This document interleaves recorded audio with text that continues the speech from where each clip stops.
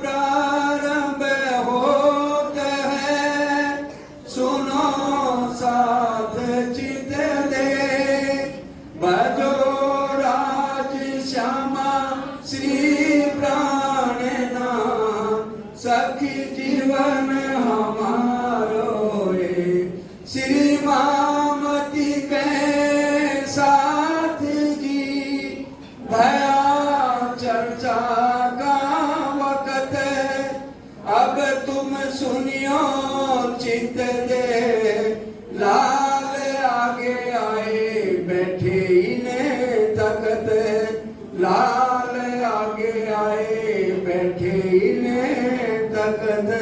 बोलो श्री प्राणनाथ प्यारे की जय, बोलो श्री सतगुरु महाराज की जय। सब उत्सव कीर्तन हुआ साथ मिले, शर्म पड़ी सबको जाने धाम अपने, जाने धाम अपने, आगे सबके श्री महाराज।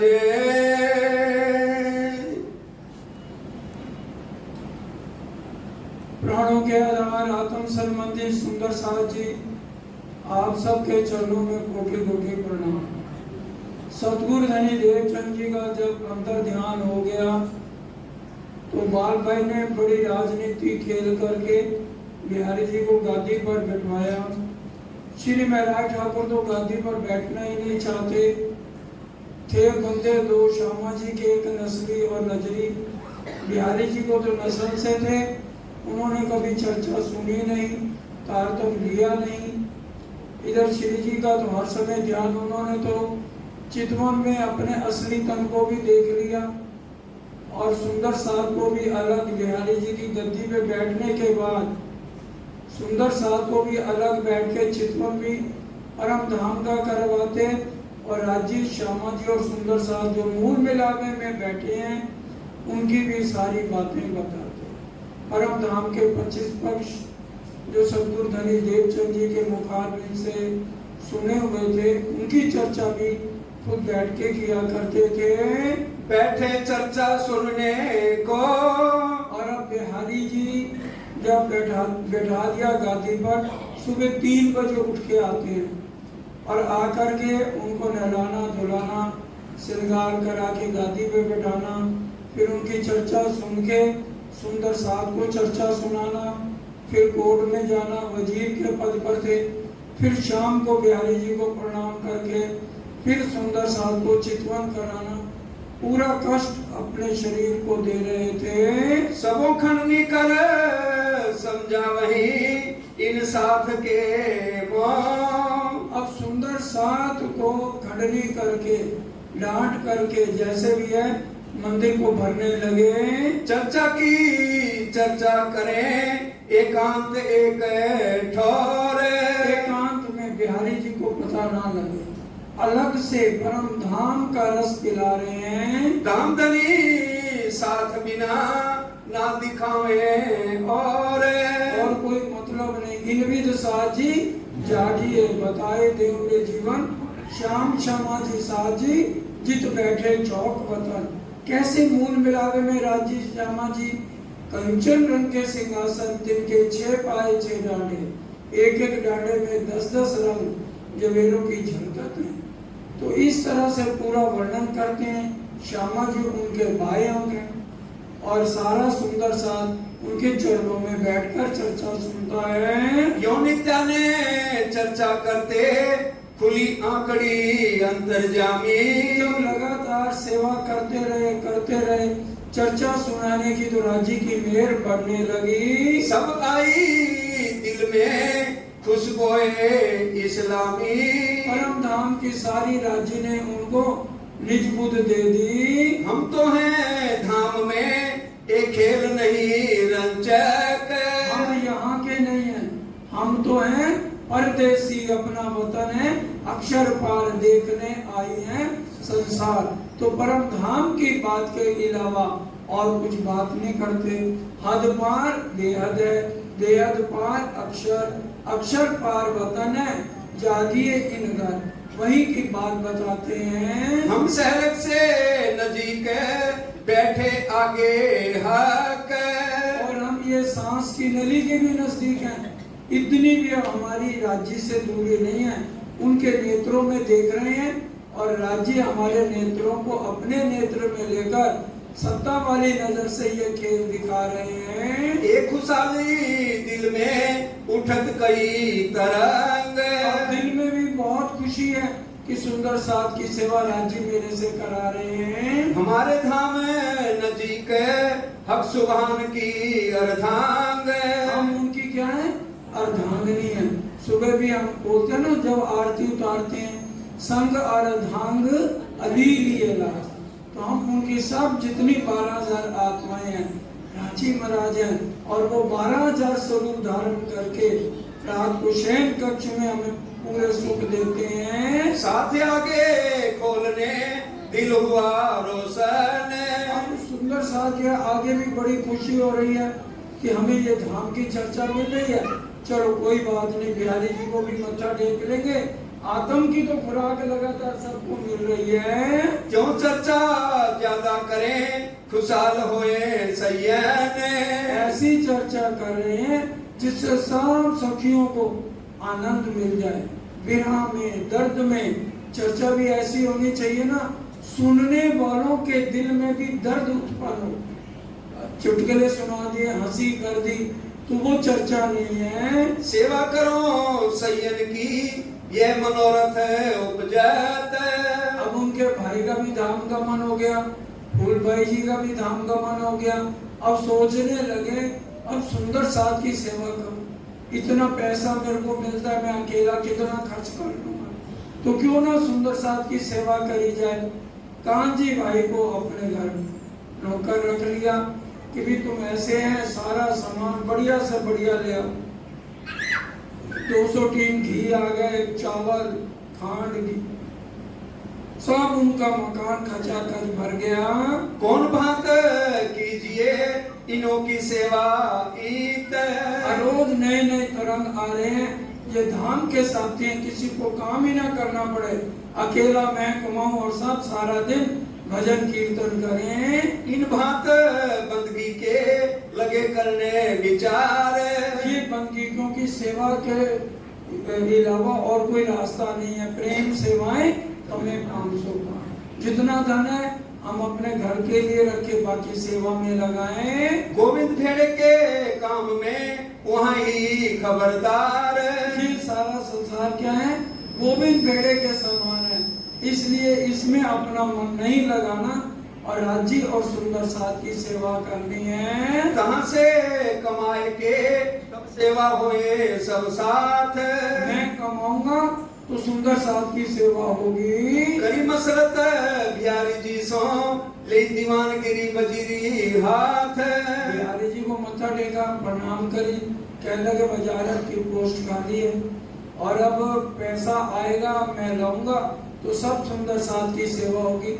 बिहारी जी के धामधनी बने हुए हैं, आता तो कुछ नहीं है लेकिन सिर पे हाथ रखा, बड़े खुश हुए, देखा ऐसे काम करो और धामधनी का आशीर्वाद आपके साथ है। बात लगाई वजीर सो चाहे दिन का लिया काम, और फिर वजीर से सारी बात करके वजारत का काम संभाल लिया।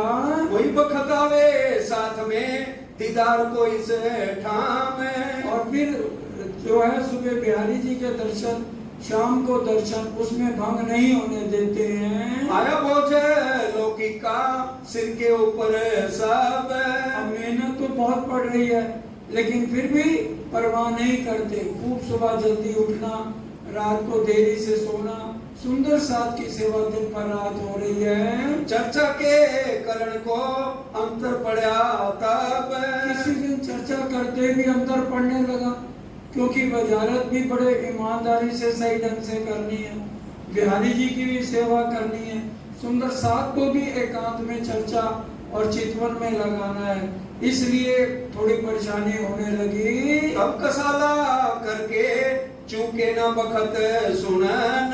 फिर भी अपने शरीर को कष्ट देकर सुंदर साथ की सेवा में कमी नहीं करते हैं। धर्म लगे पालने सांचा है मोमेन। सच्चा वही है जो अपनी पूरा फर्ज निभाए, राजी और सुंदर साथ की सेवा में लगा रहे। उठे पिछली रात को करने को दीदार। पिछली रात 3 बजे उठ के नहा धो के बिहारी जी के पास आते हैं और उनकी पूरी सेवा करते हैं। स्वरूप चर्चा सुन के तब आवे दरबार।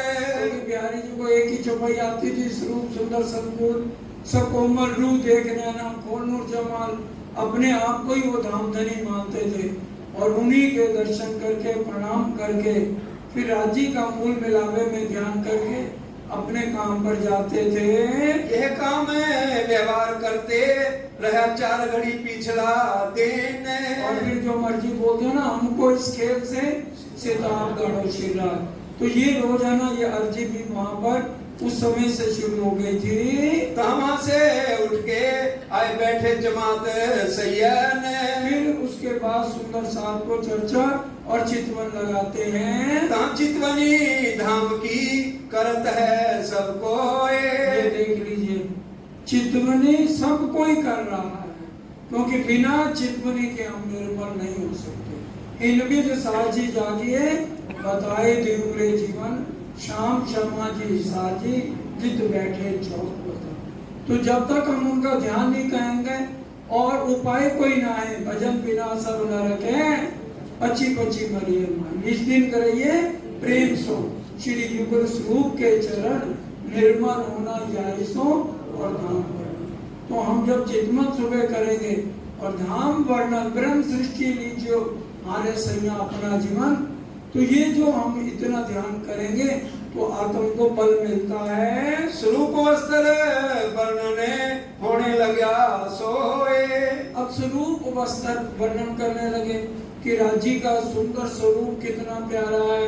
उन्होंने क्या क्या वस्त्र, केसरिया रंग की इजार, सफेद रंग का जामा, सिंदूरिया रंग की पाग, आसमानी रंगड़ाव की किछोरी, नीलोना पीले रंग को पटका, और श्यामा जी का सिंदूरिया रंग की साड़ी, श्याम रंगड़ाव की कंचुकी और नीली डाई को चरनिया। ये पूरा वर्णन करते हैं। आहार इस्लाम करके रूह को पोचा में खुराक। इस तरह से ये खुराक रोज सुंदर साथ को देते हैं और हमें भी इसी तरह से सुबह और शाम को आज हमें किसी सुंदर साथ को भी राज्य का स्वरूप, उनकी इतनी प्यारी छवि, उनका मुकुट या पाग, पूरा श्रृंगार हम अपनी आंखों से तो नहीं देख रहे, लेकिन चितवन करते करते सुंदर साथ जी को स्वरूप सामने आता है। इस बेर इस्लाम की बुजुर्ग जानी खाक। सब सुंदर साथ के चरणों की धूल रह के हमें काम करना।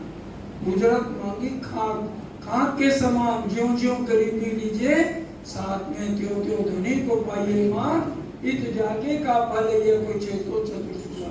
हम अपने आप को सुंदर साथ से बुजुर्गी न ले, बुजुर्गी मारे रे साजी, बुजुर्गी मारे जी, बुजुर्गी ले दिल पर तिनको कोई न उबारे। बुजुर्गी में नहीं आना, गरीबी भाव में सुंदर साथ की सेवा करनी है। अब में साथ है इस्लाम का करो समय कठोर। अब सबको इकट्ठा करने के लिए विचार कर लिया। उत्सव रसोई करके सेवा करो अति जोर। हर रोज अच्छी अच्छी उत्सव करूं और सेवा करूं। वस्त्र भूषण पहराए के सेवा करो सब साथ।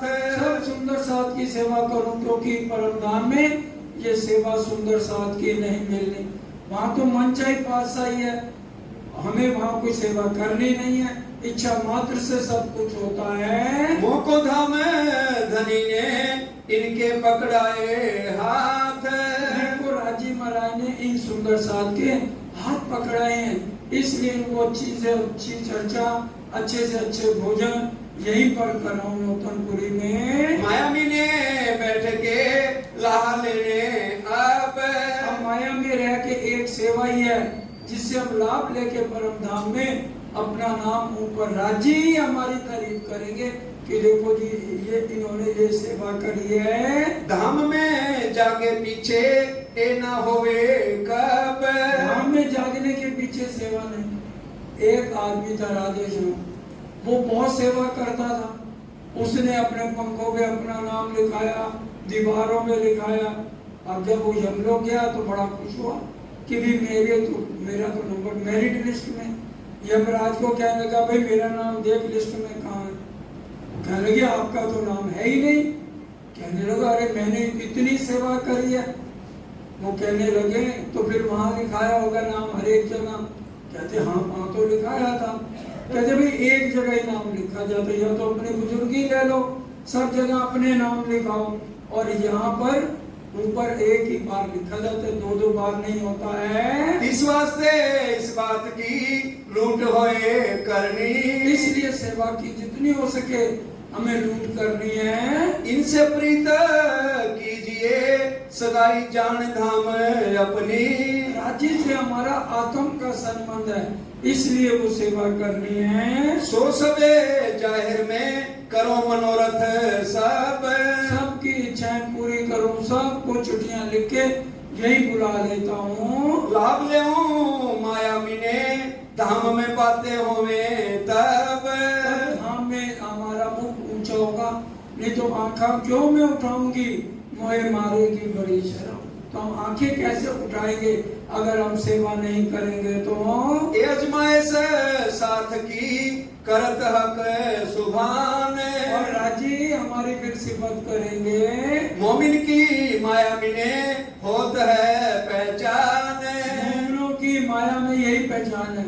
महामती परीक्षा तिनकी जो पहले हुए निर्मल, विकार छूटे सब अंके, आए पहुंचे ईशा कंवल। राजी सबकी परीक्षा ले रहे हैं, छिप के देख रहे हैं राजी कि कौन कितनी सेवा कर रहा है, कौन रेगुलर आ रहा है, क्योंकि परम धाम में सबकी वीडियो तैयार है। ऐसा जान के दिल में सेवा लगे करने। ये भाव लेकर दिन भर रात सेवा करने लगे। और जो है इतना उनको नौकरी का पैसा मिलता था तो घर में सारा सामान इकट्ठा हो गया। रखा अपने पास ही जान धाम सगाई अपने। एक सुंदर साथ कांजी भाई को अपने पास रख लिया। तिनको तब एक कहा जो हाथ चलाकी हुए तो मैं। बड़े प्यार से कोई नकली सामान नहीं लाना, सुंदर साथ राज्य स्वरूप में, इसलिए चावल है अच्छी क्वालिटी का लाने हैं, घी है अच्छा लाना है, एक से एक बढ़िया चीज इकट्ठी होने लगी। सो साथ की सेवा करो ये मेरा हुक्म है। मेरा हुक्म है, पैसे की कमी नहीं आएगी। जितना पैसा लगता है रोज के रोज मेरे से लेते रहो। कछु न पीछा देखियो करते खर्च बिने साथ। कंजूसी नहीं करना कि पता नहीं पैसे मिलेंगे कि नहीं। एडवांस ले लो लेकिन सेवा में कमी ना हो। मैं सब सौंपया तुम्हें दिया मुद्दा तेरे हाथ। इसलिए एडवांस भी पैसे दे दिए, अब तेरे ऊपर है तू किस तरह से सेवा करते हो। क्योंकि मैं तो सुबह जाता हूँ शाम को आता हूँ, इसलिए सारा पैसा लो और सारा सामान इकट्ठा करो। बिहारी जी को भूषण रुच के दियो बनाए। बिहारी जी के लिए धाम धनी हमने माना है, उनके लिए स्पेशल कपड़े वस्त्र होने चाहिए। वस्त्र करो ऊंचे प्रेम प्रीत दिल लाए।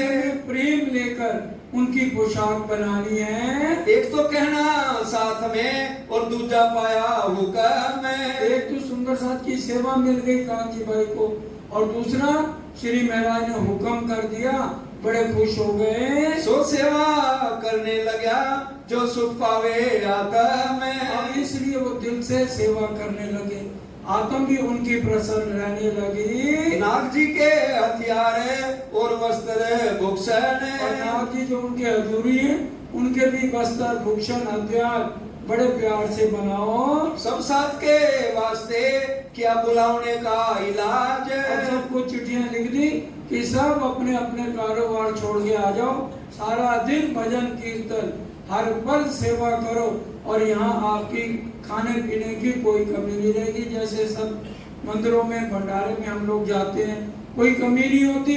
तो सारा भार अपने ऊपर उठाते हैं। सामा लगे जोड़ने धरे अपने घर में। अपना घर बहुत बड़ा था, वजारत, पिताजी भी, भाई भी, खुद भी वजीर थे, इसलिए कोई कमी नहीं रही घर में। सामा जमा होने लगी, कपड़ा मंगाया उससे। अब बिहारी जी के लिए कपड़ा जो है राजमहल से, जो राजा की पोशाक थी, वही कपड़ा ले लिया, जितनी कीमत थी अपने खाते में लिख ली। इन बात की चुगली वजीर आगे गई। हाँ जी भाई, वो कपड़ा लेके गए बिहारी जी के पास, कहने लगे धामधनी देखो ये कपड़ा कैसा। कहने लगे बिहारी जी ये तो भाई राजा का कपड़ा है। कहते ये आपके लिए पोशाक बन रही है। भाई महराज ठाकुर क्या कर रहा है, सारे सुंदर साहब को चिट्ठियां लिख दी हैं, मेरे भंडारे होंगे और सब आपके पास बैठ के चर्चा सुनेंगे। अच्छा ये बुजुर्ग बनना चाहता है, महाराज बनना चाहता है।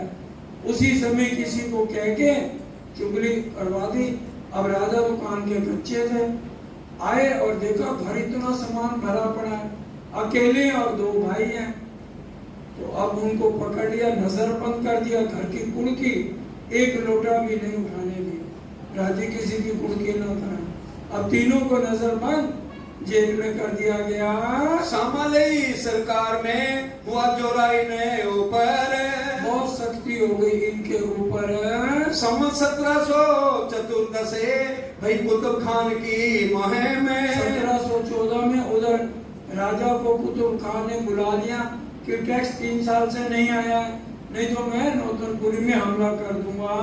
जाम वजीर गए तीन पर, खड़बड़ पड़ी इन कौम में। जाम वजीर को लेके, राजा वजीर को, छोटी छोटी नगरी वो राजा ही कराते थे, वो भी होता था। तो वजीर को लेके राजा चला गया और वहाँ 1 साल लग गया। बैठे प्रबोध पुरी ने जय हफ्सा लिखा ईत। कुरान में लिखा है जब अल्लाह ताला हफ्से में बंद होंगे तो ऊपर से मिश्री की ईंटें गिरेंगी। अब जहरी लोग तो ये समझते हैं मिश्री की ईंटें गिरेंगी, अगर छोटा सा ओला भी पड़ जाए तो हमें सहन नहीं होता। तो मिश्री की ईंटें का क्या मतलब, ये मिश्री की ईंटें, ये वाणी उतरेगी, जो इसका रस पिएगा तो वो मुक्ति प्राप्त होगी, आत्म जागृत हो जाएगी। कहाँ विचार करने लगे थे इस्लाम काम पर। अब वहाँ रोने लगे, विराह करने लगे, इंद्रावती की आत्म, भाई मैं तो राज्य के काम पर था, आपने ये इतना सजा मुझे क्यों दी, क्यों ऐसा हम पर पहुंचाया सखत वक्त। ऐसा सखत वक्त है धामधुला क्यों पहुंचा दिया। खटुती में पहले 6 प्रकरणों में तो सतगुरु का विरह है, और यहाँ पर उसके बाद 230 चौपाइयों का खिलवत है, और उसके बाद राज्य का विरह है। और श्याम पीऊ पीऊ करूं ने पुकारे, बहुत विरह 6 ऋतुओं का किया गया है। हम तो बंदगी में हते, क्यों ऐसा किया ईत। आपने राज्य महाराज मुझे मिलो, एक बार दर्शन दो, बताओ मेरी गलती क्या थी मेरे मन में उम्मीद ले जमात करो निज धाम। मैं तो सब सुंदर साथ को इकट्ठा करके उनकी सेवा में जुटा था, और कछुए वास्ते कछु न लिया काम। और तो मैंने कोई काम करना ही नहीं था, अकेला रह गया छड़ा, अब पत्नी भी नहीं रही फूलबाई जी, तो किसके लिए मैंने पैसा इकट्ठा करना है, सुंदर साथ की सेवा करूं। यह विचार करते श्री देवचंद्र जी बैठे दिल पर। बोलो श्री प्राणनाथ प्यारे की जय। हफ्से में युगल स्वरूप ने साक्षात दर्शन दिए, कितनी खुशी की बात है। धन धन सखी मेरे सोई रे दिन, जिन दिन वाला जिसो हुआ रे दिन। हम खुशियां कब मनाते हैं, अरे मेरी बेटी सीए बन गई, मेरे बेटे का ब्याह है, पूरे मोहल्ले में मिठाइयाँ बांटेंगे। लेकिन इंद्रावती सखी कहती है मेरी भी शादी हुई, लेकिन हमने खुशी नहीं मनाई। खुशी का दिन कब है, जब धनी से मिलन हो। हमारी जिंदगी में वो दिन कब आएगा, हम तो सोचते भी नहीं वो दिन आए, क्योंकि हम भूल गए परम धाम में जो वायदे किए थे। अब यहाँ पर देखिए इंद्रावती जी के आगे जब देखा, श्यामा जी की जगह पहले देवचंद जी हैं, फिर श्यामा जी, दहाड़े मार के रोने लगे। मेरे धनी धाम के दुल्हा, मैं कर ना सकी पहचान। सो रूं मैं याद कर कर जो मारे हेत के गुण।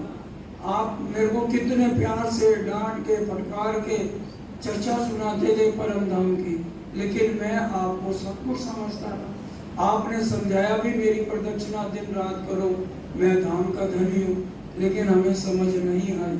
अब यहाँ पर बहुत विराह करके कहते राज्य अच्छा भी है तो बता दो कि आपने, मैं जो सेवा कर रहा था उसमें कमी क्या थी, आपने मुझे जेल में बंद क्यों कर दिया। तो राज्य कहने लगे देखो ये सेवा तो हम राजा राम झंझट भाई का नाम पहले से सोच रखा है, छत्रसाल का सोच रखा है, तुम्हें महामती का खिताब मिलना है, तुम्हारे से ये वाणी अवतरण की सेवा करानी है, ये खजाना कभी भी खत्म होने वाला नहीं है। इससे सुंदर साथ की आत्म को बल मिलेगा, आत्म जागृत होगी, जो बिना लेके तड़प तड़प के इस वाणी का मंथन करेगा, बिना में चितवन करेगा, मूल मिलावे का ध्यान करेगा, उसको मैं साक्षात दर्शन करूंगा। इसलिए ये सेवा जरूरी है, वो नंबर 2 पे है, उस सेवा में भी कमी नहीं। उसके लिए मैंने और सुंदर सा सोच रखा, जो सेवा करेंगे हमेशा। इसलिए तुम्हारे से ये भारी सेवा लेनी है। थोड़े कांत करके दिल हुआ विचार पर। अज्ञात में राज्य ने सारी बातें सुनाई तो मन बहुत प्रसन्न हो गया। लगे चर्चा करने वर्णन वाणी स्वरूप। सुंदर साथी बोलो श्री प्राणनाथ प्यारे की जय। रास के अंदर पहले 5 प्रकरण, ये मुंह सागर क्या है, दूसरा प्रकरण आत्म जागृत कैसे होगी, जीव जागृत कैसे होगा, हमें इस ब्रह्मांड में रह के राज्य से प्रेम कैसे करना है। जब हम इस शरीर को छोड़े ब्रिज की तरह रास में गए तो सारा मोह त्याग दिया। तो ये पहले 5 प्रकरण दीप अंदर जय भाई यहाँ उतरे, लेकिन सबसे पहले क्या उतरा, श्री ठाकुरानी जी का श्रृंगार, फिर सुंदर साथ का श्रृंगार, फिर श्री राज्य का श्रृंगार, श्यामा जी का श्रृंगार, अखंड स्वरूपनी अस्थिर आकार है। मैं मिटने वाले तन से आपके स्वरूप का वर्णन कैसे करूं। बहुत प्यार से रास में भी राज्य का श्रृंगार है, श्यामा जी का सुंदर साथ का श्रृंगार है। इसलिए सदगुरु देव चंद जी को बाल मुकुंद ने दर्शन देके क्या कहा, हरदास जी ने, इनको बिहारी जी के वस्त्रभूषण बागा दे देना, क्योंकि वो किसका श्रृंगार है, राज्य का श्रृंगार है। ये बात हमें सबको पता होनी चाहिए।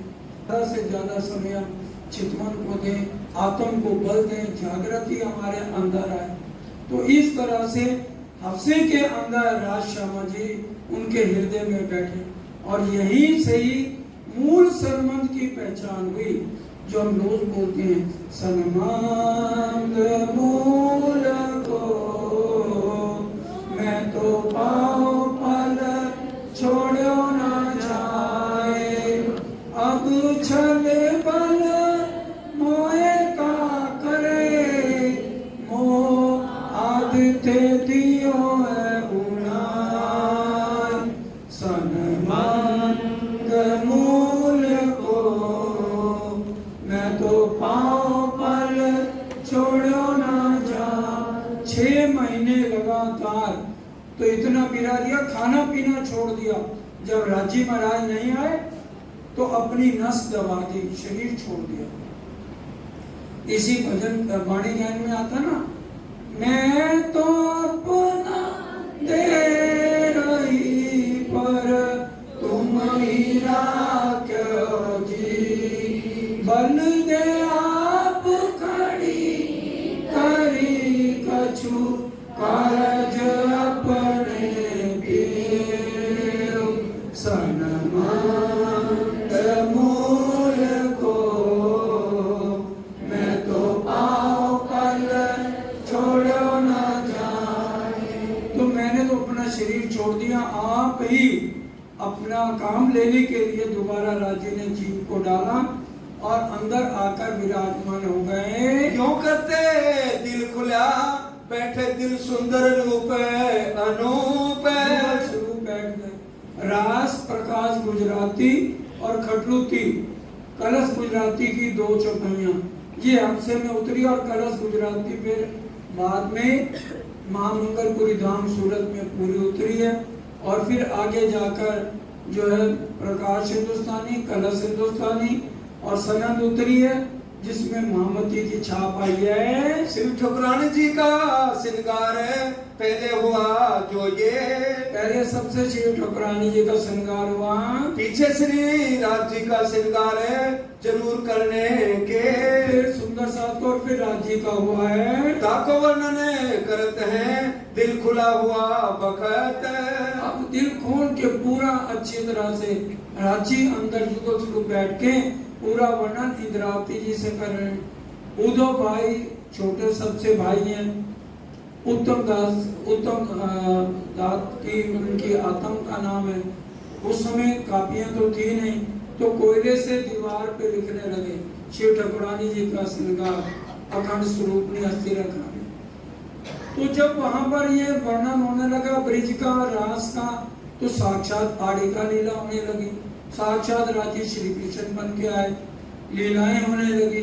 तो राजा तो बाहर गया हुआ था तो रानियों ने दरवाजे में से देखा अरे ये तो कोई दिव्य पुरुष है, इनके अंदर से परमात्मा निकल के लीलाएं कर रहा है। तो बहुत उनको लगा, गुस्सा आया अपने राजा पे कि बिना जांच पड़ताल के इनको जेल में बंद कर दिया। ऊपर वाला वह आए तो इनको माफी दिलाओ। और सुबह ही रजिस्टर और पेन भेज दिए गए कि दीवार पे मत लिखो, इनके ऊपर लिखो। और आके रानियों ने इंद्रावती जी से, साक्षात राजी महाराज हैं, उनसे आके माफी मांगती है कि हमसे बहुत भारी गलती हो गई और अब आप हमारे गुनाह माफ करो। तो इस तरह से इंद्रावती जी का तो दिल निर्मल है, उन्होंने कहा बहना फिक्र न करो, जो होता है पार ब्रह्म के हुक्म से होता है। तो यहाँ पर इस तरह से 1 साल बीतता है। एक तो घर लूट लिया फिर बंद कर बैठाया, एक तो घर लूट लिया और फिर इनको जेल में बंद कर दिया। सारा अकाउंट देखा रानियों ने, अभी भी श्री महाराज ठाकुर के पैसे बहुत ज्यादा निकलते थे, जितना खर्च होने के बाद भी पैसा और निकलता था। सिताब छोड़ो इनको और देव दिलासा इन। राजा आए, उन्होंने भी देखा रात को लीलाएं चल रही हैं, उन्होंने कहा अब इनको जल्दी से छुड़ाओ, माफी मांगो। राजा ने अगले दिन ढंढोरी पिटवाई, सारा नगर दौड़ता आया। राजा ने कहा देखो गलती राजा से भी हो जाती है, मैं अपनी गलती मानता हूँ, राज्य का 3रा हिस्सा जूनागढ़ इनको भेंट करना। उनके जूनागढ़ के ये राजा हैं। अब श्री महाराज ठाकुर को कोई राजा थोड़ी बनना था। 5 वस्त्र, धोती कुर्ता और सिर के ऊपर और ये सब करके राजी खुशी रथ पे बैठा के विदा किया। अब श्री महाराज ठाकुर के दिल में तो कोई बिहारी जी के लिए गलत भावना नहीं है। अभी उन्होंने कितने इनके ऊपर जुल्म किए। तो 3 किताबें जो उतरी थी, रास, प्रकाश गुजराती और कटौती लेकर जो है बिहारी जी के पास गए। अब जब बिहारी जी ने देखा उसमें वाणी बड़ी गुजराती में थी, ओ सही तू मेरा धनी ले बैठी, कोई ना देखा ना देख लो पीऊ अपना तो तू कहियो स्वागी ना, पिया लिया फिरसिया। अब बिहारी जी कहने लगे इसने पिया को ले लिया, मेरी तो खाली कोरी गद्दी रह गई। तो बड़ा दुख हुआ। कहते हैं अब ये वाणी को पसरने नहीं देना। कहते क्या ड्रामा बना रखा है, इतना तेरे को रोना आ रहा था, वो धामधनी कौन है, मैं कौन हूँ, आप हमारे धामधनी है। तो फिर बिरहा किसके लिए किया, रोया किसके लिए। तो कहने लगे बता इसकी क्या सजा दी जाए। कहते हैं पहले तो 1 साल की सजा काट आया हूँ और दे दो जो सजा देनी है। कहने लगे नहीं तुम मेरी अंगना है परम धाम की, इतना जुल्म मैं नहीं कर सकता। चल गुनाह माफ किया पर ये किताबें मेरे को दे। अलमारी में 3 किताबें रख दी, ताला लगा दिया। तो वाणी वहां नहीं पसरी जहाँ से फारक बहे 16 के साल। तो 1715 में हफ्ते में 14 में गए और आए वापस। तो अब जूनागढ़ 1 साल सुंदर साथ में रहे, वाणी तो पसरी नहीं। 1717 में अब ये जूनागढ़ को बसाने के लिए गए कि वो पथरीला इलाका है, मैं जाऊंगा लेबर लगाऊंगा, मजदूर लगाऊंगा, तो उसमें सब्जियां और खेती बाड़ी करके रोज बैलगाड़ी भर के यहाँ भेजूंगा। बिहारी जी खुश हो गए, शाबाश, सेवा करो, धाम धनी की फल मिलेगा तुम्हें, जाओ मेरा आशीर्वाद। कहते हैं वो 3 किताबें दे दो, कहते ले जा, जो कहानियां लिखता रहा वहां बैठ के, ना रहेगा बांस ना बजेगी बांसुरी। वो 3 किताबें लेकर चलते हैं। अब जामनगर और जूनागढ़ में एक रास्ते में नदी पड़ती है, वहां रात रुकते हैं और सुबह उठ के जब स्नान कर लिया तो वृक्ष के नीचे बैठ के ध्यान में थे।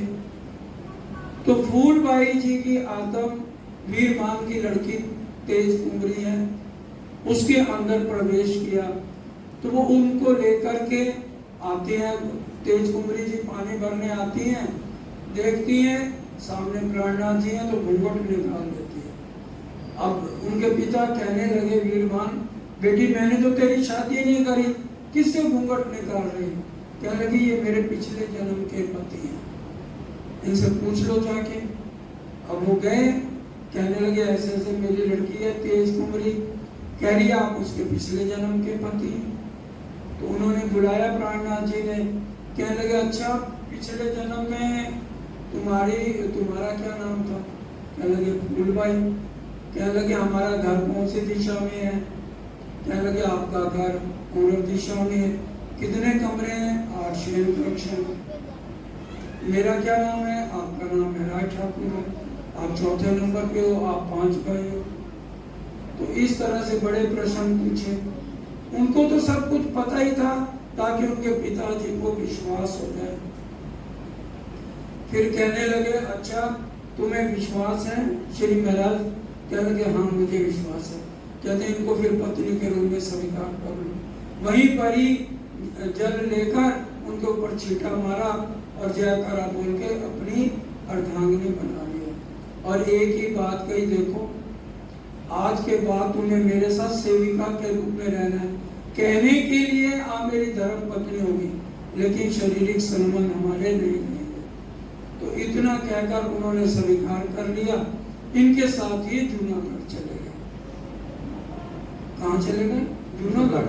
जूनागढ़ वहां दिग्विजय पंडित रहते थे, हरजी व्यास। अब ये प्रसंग खासकर जो नए साथी हैं वो ध्यान देके सुने। कर्मकांडी जो जोधा हैं, मंगलवार को बाल नहीं कटाने, मंगलवार को हमने शेव नहीं करनी है, वीरवार को बहनें कपड़े नहीं धोएंगी, ये सारा वर्णन इसी में आएगा। आज भी कितने ही कर्म कांड है जो आज हम भी कर रहे हैं। और पूर्ण ब्रह्म में हम बोलते हैं त्रिगुण 5 के और ढोलके फाड़ दी 400 साल में। या तो हम कर्म कांड छोड़े या पूर्ण ब्रह्म बोलना छोड़े। खाली कहनी में तो नहीं, आज भी बहुत से भाई मंगलवार को अपने बाल नहीं कटाएंगे, वीरवार को बहनें कपड़े नहीं देंगी, नहीं धोएंगी, और शुक्रवार को जो है व्रत संतोषी माता का रखते हैं, प्रणामी देवी की पूजा करेंगे। और बारिशों में जैसे सावन चल रहा है तो सांपों की गड्ढों की पूजा करेंगे जाके। ये सब कर्म कांड रांची ने हमें महाराजा छत्रसाल ने छोड़ा। अब वो दिग्विजय पंडित थे। अब मौत तो हरेक को आती है। मथुरा कांची प्रयागराज से जीत के ही उपाधि मिलती है, ऐसे नहीं मिलती है। अब उनका तबीयत बिगड़ी, घर वालों ने उनको नीचे उतार दिया। अब उनका बेटा जो था उसने दिया जला दिया, उसके चारों तरफ गेहूं रख दी और फल ले आया, चावल ले आया, कपड़े ले आया, उनका हाथ लगाने लगा, दान पुण्य कराओ। गाय को पकड़ के ले आया, पूछल पकड़ो, 72 नदी पार करनी। वो 72 नदी ना तो स्वर्ग में जाती है और ना अक्षरधाम की तरफ जाती है। उसमें क्या है, इसलिए पकड़वाते हैं कि जो लोग बिल्कुल नास्तिक है ना, कभी भी परमात्मा का नाम नहीं लेते, तो उनको जब मृत्यु होती है तो राक्षस लोग उनको लेने आते हैं और उनकी जीव को ले जा करके जो है बिच्छुओं के कुंडों में डाल देते हैं। और कितना समय तड़पता रहता है जीव। उसके बाद सांपों के कुंडों में डाल दिया जाता है और उसके बाद जो गंदा खून निकलता है फोड़े बिंसियों वाला उसमें डाला जाता है जीव को। ये गरुड़ पुराण की कथा है, उसमें ये बातें लिखी हुई हैं। ये तो सिर्फ बहुत कम वर्णन किया जा रहा है। उसके बाद उसके जीव को ये सूर्य के तप्पड़ में तांबे पे डाल दिया जाता है। तो फिर पूछा पकड़वाई जाती है, ये बहतरनी नदी पार तुम्हारी हो गई। अब वो जो दिग्विजय पंडित हरदास जी हैं वो कहते हैं, मूर्खों मेरे से दान तुम क्यों करा रहे हो, मैं तो इस इंड का नहीं हूँ, मैं इससे ऊपर का हूँ। अब ये बात सुन रहे थे कांची भाई। अब वो कहने लगे ये बात तो सिर्फ ब्रह्म सृष्टि या ईश्वरी सृष्टि कह सकती है और तो कोई कह नहीं सकता। तो वो दौड़े दौड़े श्री जी के पास गए, ऐसे ऐसे दिग्विजय पंडित है जहाँ मैं नौकरी करता हूँ, तो आप मेहर करो। उन्होंने आंखें बंद की, विराट जी जा भला करेंगे। जैसे मुसलमान है ना, कहते इंशाअल्लाह कि भी अल्लाह ताला जो करेगा। हम तो कहते ना मैं कर दूंगा, जाओ मंत्र कौन दिया, मैं बना नहीं लेना है, जो करेंगे राजी करेंगे। तो अभी राजी अंदर बैठे हैं तो भी कह रहे हैं कि राजी के हुक्म से ठीक होगा, तुम जाओ। और पहले तो नौकरी कर रहे थे ना, अब सेवा करो। अब वो गए तो हाथी व्यास ठीक हो गए, उनके बेटों ने उनको पलंग पे दोबारा डाल दिया। दो बात की दाद इनमें से लिए जात हो मैं। अब पंडित जी कहने लगे मैं मर तो रहा हूँ, मैं दो बातें जो है तो तुम्हें बता रहा हूँ। जाको में हाँ कही सोना ने कही किनने। अगर मैंने कह दिया परमात्मा साकार है, परमात्मा है, तो किसी पंडित ने ये नहीं कहा कि परमात्मा निराकार है। मैंने कह दिया परमात्मा निराकार है तो किसी ने ये नहीं कहा कि परमात्मा साकार है। इसलिए ये दो बातों का मेरे दिल में पश्चाताप है। सेवा लगा कांजी करने क्यों ये होए ने पहचान।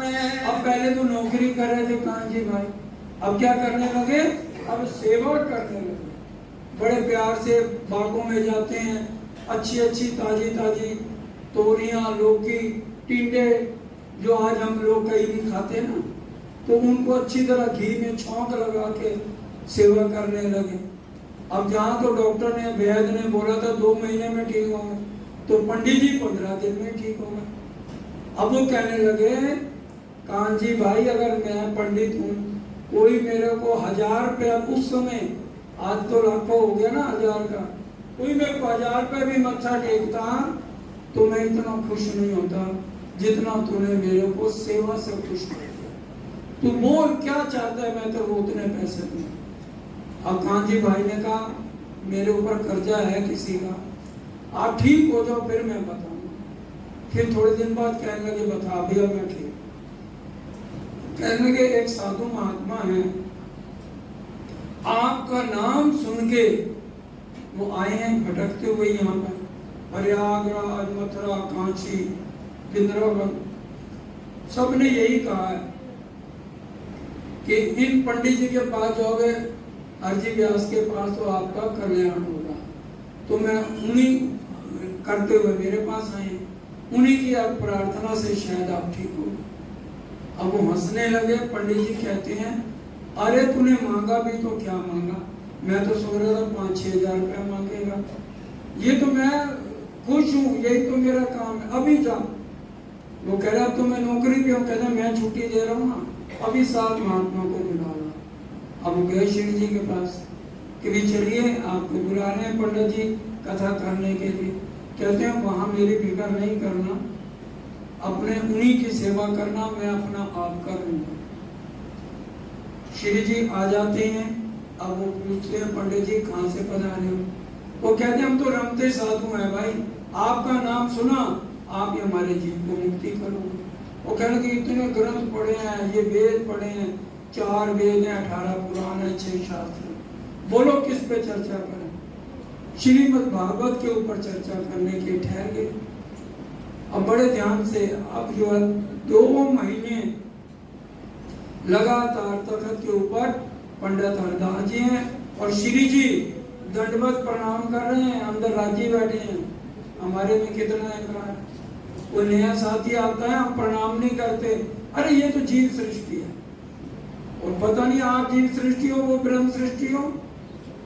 इसलिए कोई भी आए उसको प्रणाम करो, बुलाओ, आपका साथी है। ये भाव लेने हैं जैसे श्री जी ले रहे हैं। 2 महीने तक राजा हैं उनके इतने बेटे हुए, ये उन्होंने जो आगे जुल्म किए, तब तक भी श्री जी ने उसको जाहिर नहीं होने दिया कि भाई मेरा चर्चा में दिल नहीं लग रहा है। कौन पूरा दिल दे के वो सारी श्रीमद् भागवत सुन रहे हैं। सुनत मास 2 हुए, 2 राजी भये मगन। अब सुनाने वाला भी राजी है और सुनने वाला भी राजी।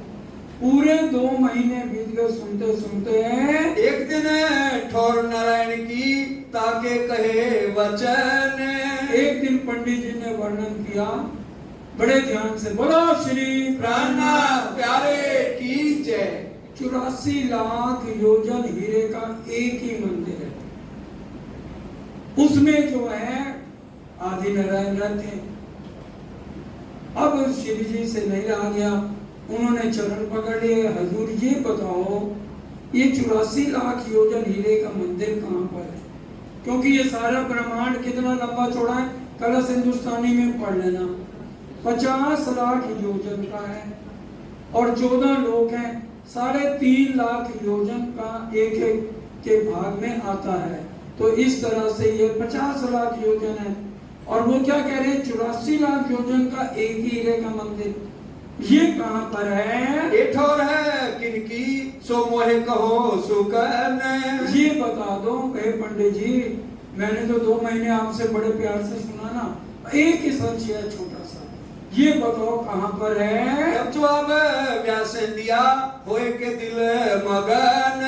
बड़े प्रसन्न हो गए, शुक्र है आज बोला तो सही, 2 महीने तो जबान नहीं खोली इसने।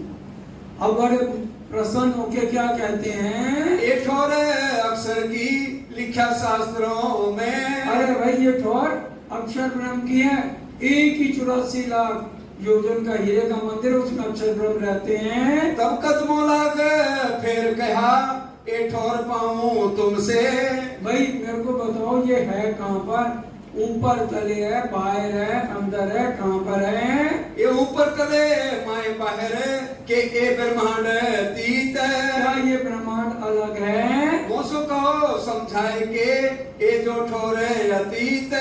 ये जो ठोर अलग है, तो ये बताओ कहाँ पर है? 5 तत्व 3 गुण और मूल प्रकृत। आपने क्या कहा? 5 तत्व हैं, जल वायु अग्नि पृथ्वी आकाश, 3 गुण है, रजोगुण तमोगुण सतोगुण और 14 लोक हैं। तो ये अक्षर ब्रह्म ठिकाना कहाँ पर है? इनको नास तुम कहो ये ठोर अक्षर की कीत। आपने तो ये कहा महाप्रलय होगी, तो 12वें स्कंद 4थे अध्याय में लिखा है कि 14 लोग 5 तत्व 3 गुण लय हो जाएंगे। तो ये ठिकाना कहाँ पर है? हमसो अंतर ना करो ये बताओ तुम। हमसे अंतर ना करो, आपके चरण पकड़ता हूँ, बार बार बेनती करता हूँ, ये ठिकाना बता दो। फिर विनती करें सुने तुम्हारे मुख हम। बार बार विनती कर दो, आपके अलावा मेरे को कौन बताएगा? ये प्रश्न भी नोट कर लो कुसुम बहन, ये भी पूछना है। हाँ जी।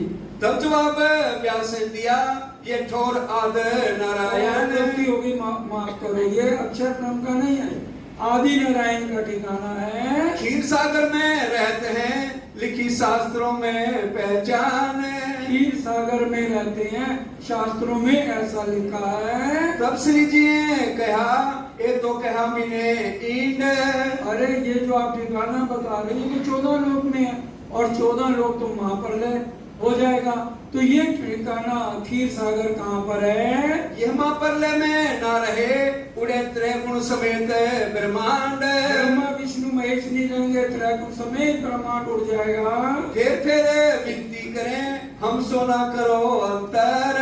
हमसे अंतर ना करो, हम आपके शरण में आए हैं। हमें तुम बिना कौन समझा वही दिखावे पटंतर। हमें तुम्हारे बिना कौन समझाएगा? हमसे अंतर ना करो। तब व्यास ने झुक के कहा, मोहे कहत तुम्हें क्या। अब बहुत गुस्सा आ गया। पंडित जी को कहते, मेरे को क्या कहते हो?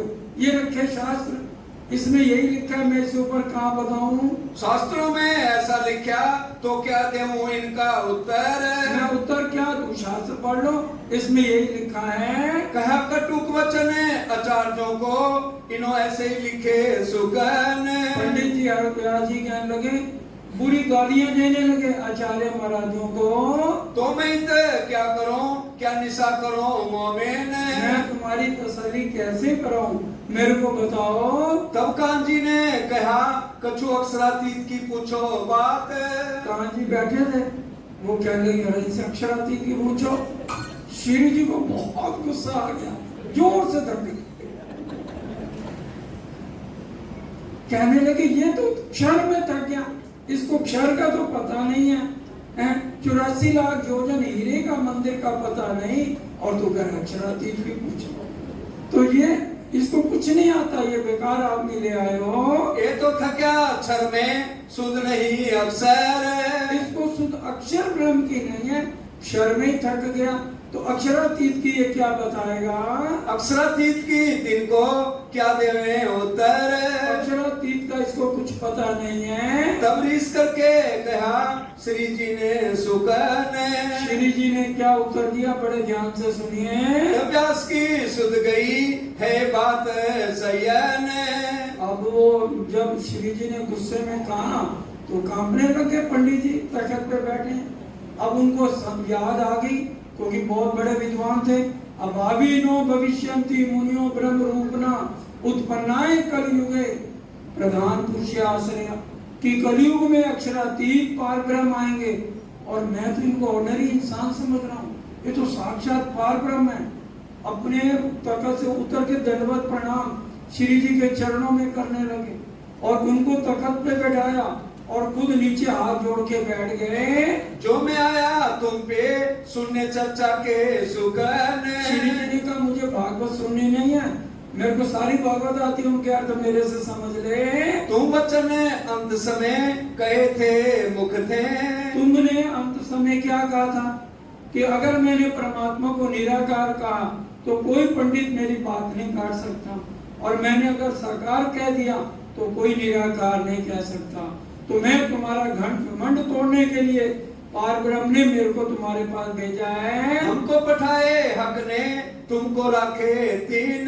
तुम्हारा घमंड तोड़ने के लिए मेरे को भेजा है। तब व्यासे वचन कहे, हे भगत राज। हे भगत, हे भक्तों के भगत राज। मैं कहा यो ही करे, मेरा अर्थ ना था इनका। मेरे को कोई जीत नहीं सका, तब मैंने ये बात कही थी। कई कूलर लगे दरखत को, बहुत बेसुमार। कूलर होता है, एक फल होता है रतनपुरी में बस अड्डे के साथ लगा हुआ। उसमें क्या होता है, एक कूलर में अनंत जीव होते हैं, छोटे छोटे छोटे छोटे। लेकिन वो क्या समझते हैं कि भी मेरे से बढ़कर और कोई इसमें है नहीं। लेकिन जब वो फल नीचे गिरे और फूटता है, तब उसको पता लगता है मैं नहीं, इसमें तो अनेक जीव मेरे जैसे हैं। वो कहने लगे, मैं उस कूलर का एक छोटा सा जीव हूँ। आगे पंडित में सब जीते, हारा न कहूँ सरभर। मैं किसी से हारा नहीं, मेरे को घमंड आ गया। सो में आज छोड़े हथियार, आगे तुम्हारे सब। सारे ग्रंथ और आज मैंने आपके चरणों में रख दिए। तुम तहकीक भेजे हक के, आए मेरे सबब। मेरे कारण पार ब्रह्म ने तुम्हें मेरे पास भेजा है। मौको बताओ तुम्हें, वह जो रहा मुस्तकीम। वो सच्चा रास्ता मेरे को बताओ। ईश्वरी सृष्टि थे, जीव सृष्टि नहीं थे। हरजी व्यास ईश्वरी सृष्टि थे, यहीं से उन्होंने पहला तारतम इनको दिया है। जितना अंकुर इनका, तालो भई सोबत। अब जितना अंकुर इनका था, उतना लिया, समझाया। अब समझिए 84 लाख योजन हीरे का मंदिर कहाँ पर है। बोलो श्री प्राणा प्यारे की जय। 14 लोक का ये ब्रह्मांड है, इसके ऊपर अक्षर ब्रह्म है। अक्षर ब्रह्म के अंतस्करण के कितने भाग हैं? 4। अव्याकृत ब्रह्म, सबलिक ब्रह्म, केवल ब्रह्म और सत्सु ब्रह्म। अव्याकृत ब्रह्म में 4 खंड है। उनमें एक श्वेत द्वीप है। श्वेत द्वीप के अंदर अक्षर ब्रह्म के मन की लीला होती है, और वो कितना बड़ा है? 84 लाख योजन हीरे का मंदिर है। ये पंडित जी को समझा रहे हैं श्री जी साहब, आपको तख्त पर बैठ के, और हमें भी समझना है। किसी से हम पूछ सकते हैं तो हम वाणी के अनुसार उसे समझा रहे हैं कि 84 लाख योजन हीरे के एक मंदिर में अक्षर ब्रह्म के मन की लीला है, और उसी का प्रतिबिंब इस ब्रह्मांड में पड़ता है, जिससे क्या लगता है कि पाताल में 84 लाख योजन हीरे का मंदिर है, परछाई पड़ती है। तो इस तरह से उसके संशय को दूर किया। फिर तीन से तुझे पड़े आए नातनपुरी तीत। इतनी देर में क्या हुआ? नौतनपुरी में कुतुब खान ने हमला करने की धमकी दे दी कि 3 साल से, जब से श्री महाराज गए, टैक्स जमा नहीं हुआ है कि देव, और नहीं तो तुम्हारे ऊपर चढ़ाई कर दी जाएगी। 313 आत्माएं तो परम धाम की ब्रह्म सृष्टि है वहां पर, और ईश्वरी सृष्टि भी है, उत्तम जीव भी है, किसी को नुकसान ना हो। अंदर से इल्हाम हुआ श्री जी को, फौरन नौतनपुरी जाओ। नौतनपुरी गए। सदगुरु देवचंद जी ने शरीर छोड़ते हुए क्या कहा था कि माया के काम पे दोबारा आओगे तो उनके शब्द गलत कैसे हो, तो दोबारा नौकरी पर इनको करनी पड़ी। ब्याली जी से कह के फिर दोबारा बाजार संभाली, और फिर राजा को बोले कि भी मेरे को ले चलो, मैं सारा टैक्स दूंगा। और सारे एक एक घर जाके श्री जी ने पैसा इकट्ठा किया टैक्स का। तो टैक्स बहुत ज्यादा था, 3 साल का। जनता गरीब है, ज्यादा पैसा है नहीं किसी के पास, तो जितना आधा टैक्स इकट्ठा हुआ तो राजा के पास गए। राजा बहुत जालिम था, तो वो कहने लगा कि भी जमानत के रूप में ये श्री महाराज को यहाँ छोड़ दो, क्योंकि मेरे को सिर्फ इनके ऊपर विश्वास है, बहुत ईमानदार इंसान है। 3 महीने और है, राजा को कहा, कुतुब खान है। अब तो मुसलमान बड़े जालिम थे। 3 महीने में अगर आप टैक्स नहीं दे पाए तो हम इनको फांसी चढ़ाओ। श्री जी को फांसी का हुक्म हो गया, उनको नजरबंद कर दिया गया। राजा आ गया, फिर भी टैक्स इकट्ठा नहीं हुआ। कांजी भाई को पता लगा कि श्री जी को फांसी, कहते नहीं। तेज कुंवरी जी अपने मायके भेज दी थी, श्री जी ने कहा भाई मैं जागने के काम में जा रहा हूँ, तो उनके पास गए कांजी भाई, कहने लगे उनको फांसी का हुक्म है, आप फिक्र ना करो, आप अपनी एक पोशाक मेरे को दे दो। वो पोशाक लेकर के चले गए, और पूरे घूंघट, पहले घूंघट का रिवाज था, अपने मुझे जो भी थी सब छिपा ली, और वहाँ अर्जी लिखी, क्योंकि औरतें बोलती भी नहीं थी आज से 400 साल पहले। पढ़ाई मर्द के सामने घूंघट के बात भी नहीं करती थी, सिर्फ लिख के जवाब दिया कि मैं अपने पति को मिलना चाहती हूँ। तो उस समय इजाजत थी, पत्नी सिर्फ अपने पति को मिल सकती है।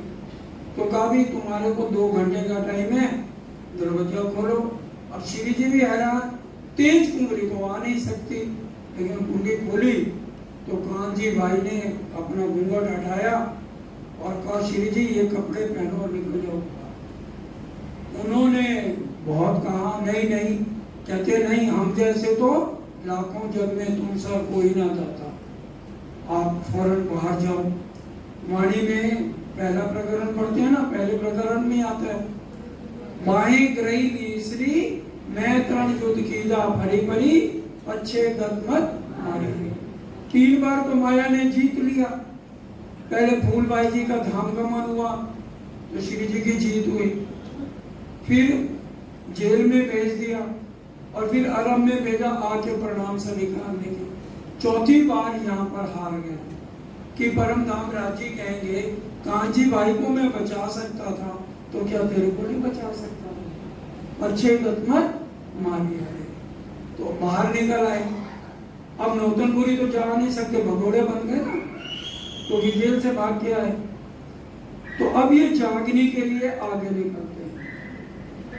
अब कांजी भाई ने अच्छी तरह से चितवानी समझी हुई थी, सुरता एक ही राखी है, मूल मिलावे मन, सदगुरु देवचंद जी से भी और श्री जी से भी।